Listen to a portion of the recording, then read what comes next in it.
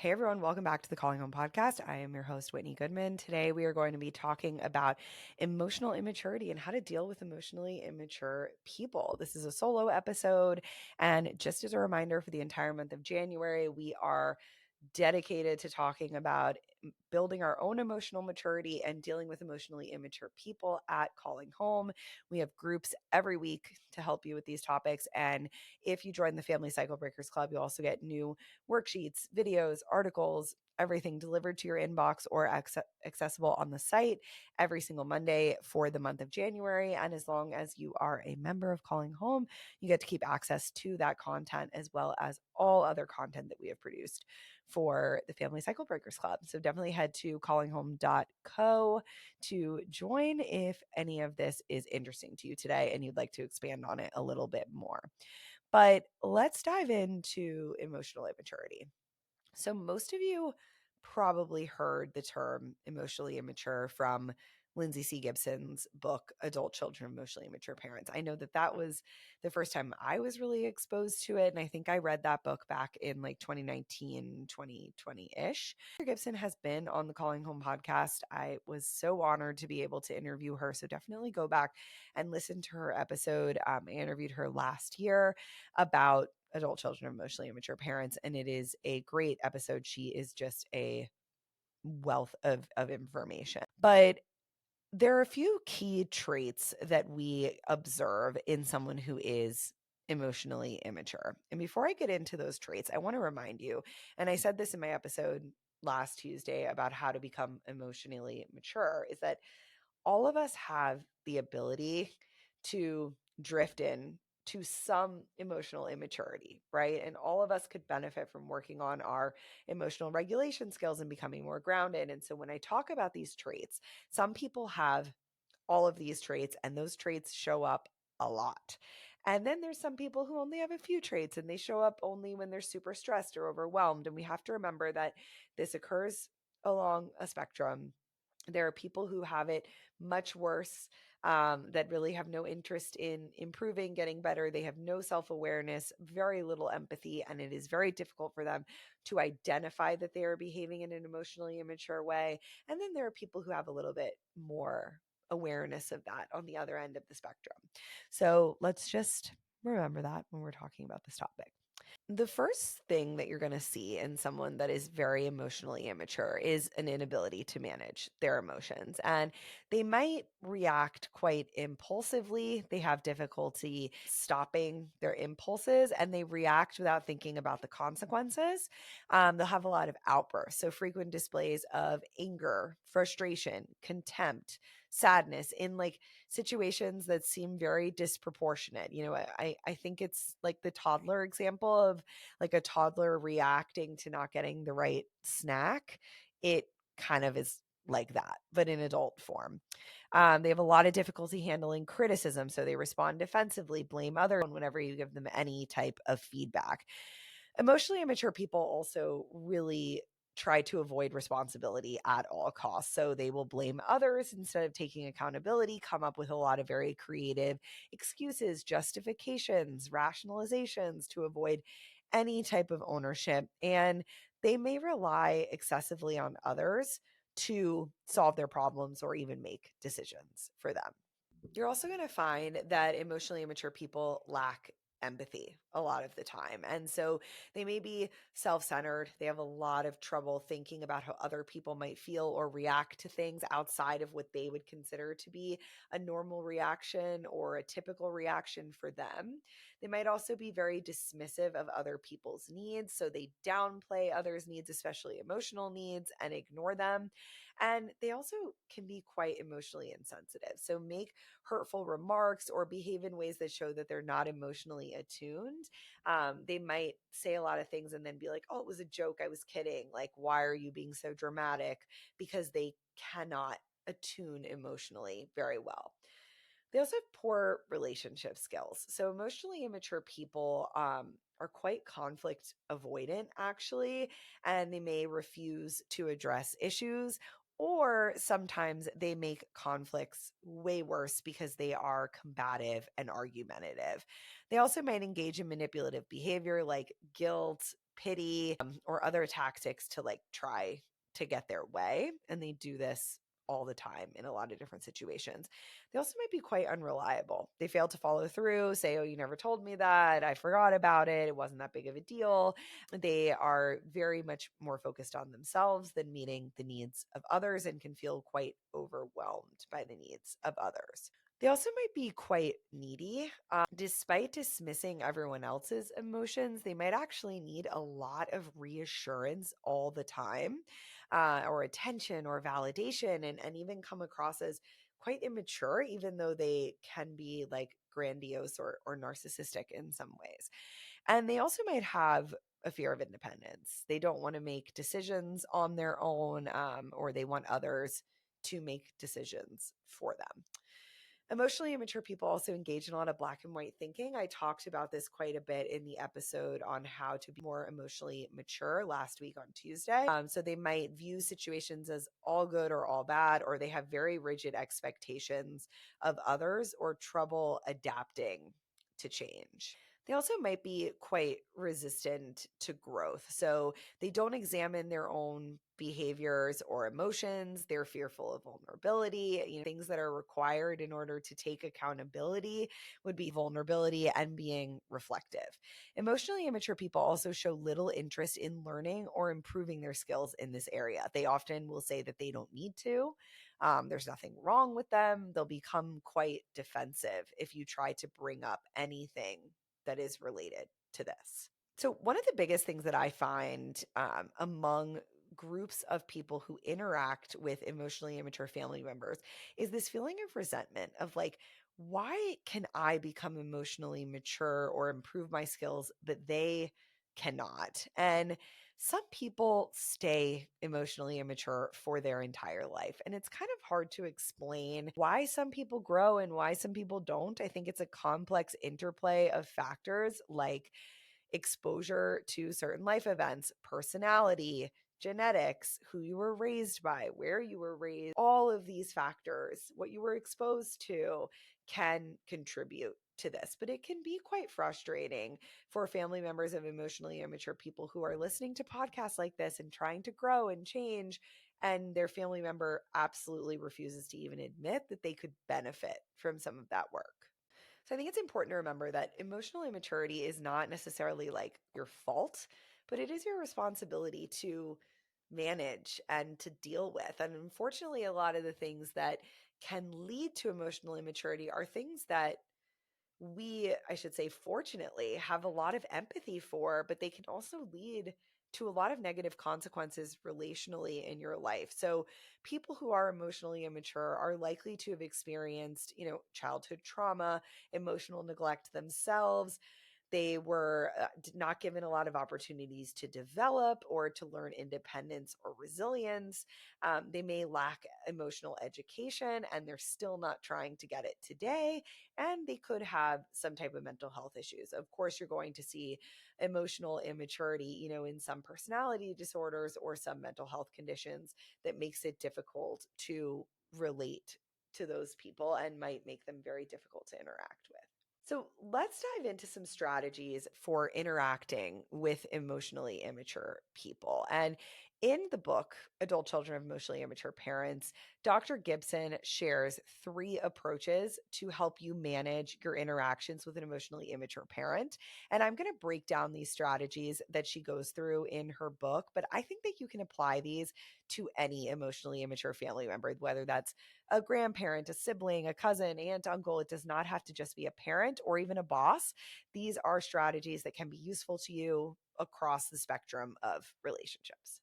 So the first strategy, and I love this strategy, she calls it detached observation. And so this means that you're going to operate from like your calm, cool, collected thinking perspective rather than going into emotional reactivity. And this takes a lot of practice. This is something that you really have to work on doing, learning how to regulate your nervous system, taking deep breaths, talking to yourself, keeping yourself very calm in these moments so that you can remain embodying your adult self and not that like triggered childlike version of yourself.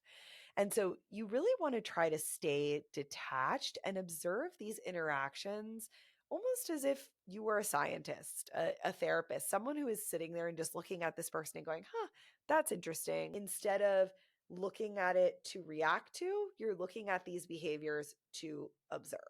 So this is what Gibson says in her book about this. If you're practicing observing your parent or other loved ones and find yourself getting emotional, your distress is a sign that your healing fantasy has been activated. If you've ever been to any of our groups, you'll know that this is something that we are always coming back to and being like, hey, I think that fantasy is being triggered for you again.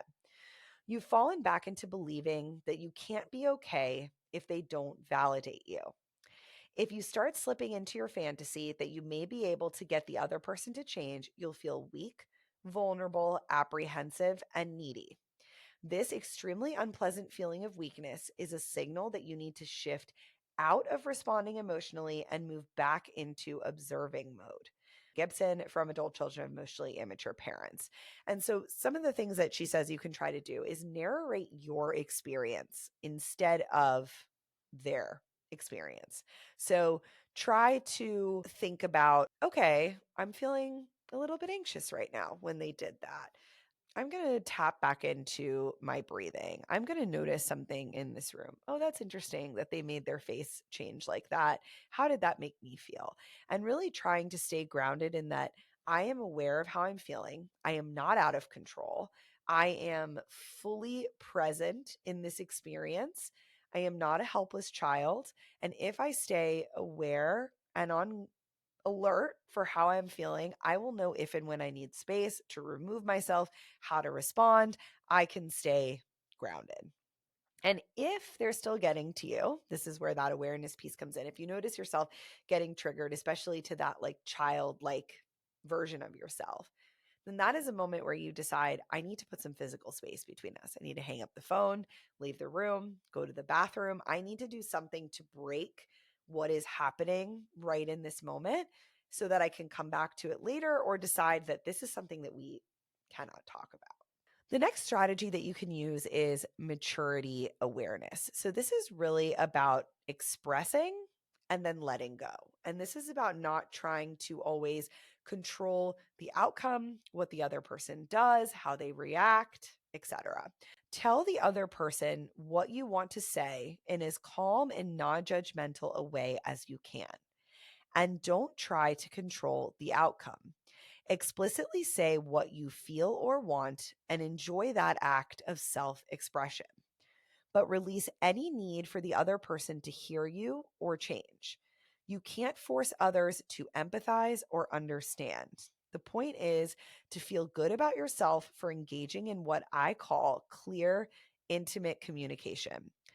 Others may or may not respond how you want them to, but that doesn't matter. So, what she's saying here is to focus on what you want to do, not necessarily the relationship, creating understanding, changing the other person. You want to just come up with a goal for your communication in that moment. So you're going to identify what is the specific outcome here. Do I want to decide where we're having Thanksgiving dinner? Do I want to share my feelings about something so that I can feel like I shared? Do I want to make something known to them?